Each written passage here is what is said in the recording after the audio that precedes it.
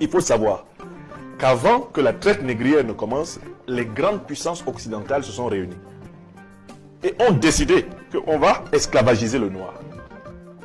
On a calculé le noir. On a identifié sur la carte du monde l'endroit où on pouvait s'en saisir. On a élaboré les stratagèmes pour se saisir de millions de noirs. Et on savait où on les amenait. Le terrain où on les amenait était déjà préparé. Les plantations de canne à sucre, les plantations de coton, les plantations de tabac, les mines, etc. On savait où on amenait les noirs. D'accord? Il faut savoir que la colonisation, là, ça ne nous est pas tombé dessus comme une pluie équatoriale. Non! Ils se sont assis et ils se sont partagés l'Afrique. La carte de l'Afrique, là, que vous voyez, a été tracée par des puissances coloniales. Tracer une carte, c'est faire quoi? C'est faire un plan. En géométrie, c'est la même chose. Tracer une carte, c'est faire un plan. La colonisation a été planifiée. Ils se sont réunis pendant une année de réflexion. Toutes les grandes puissances européennes, entre 1884 et 1885. Au XVIIe siècle, un ministre français appelé Colbert va rédiger une loi qui décrète que tous les noirs sont des marchandises. Cette loi s'appelle le Code noir. Le Code noir. Sous le règne de Louis XIV.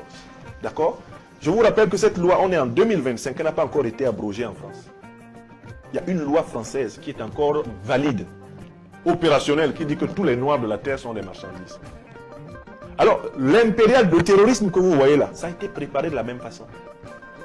On a déguisé les troupes occidentales en terroristes apparemment religieux, qu'on a appelés djihadistes. Le concept même de djihadiste, il a été préparé dans les laboratoires de l'OTAN, dans les laboratoires des services secrets européens et du Moyen-Orient. On va les appeler djihadistes pour que les Africains croient qu'ils sont attaqués pour des raisons religieuses.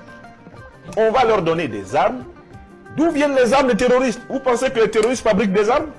Vous pensez que les terroristes sont des milliardaires spontanés qui apparaissent comme ça dans le Sahel, qui possèdent des drones de guerre, qui possèdent du renseignement aérien? Tout a été planifié.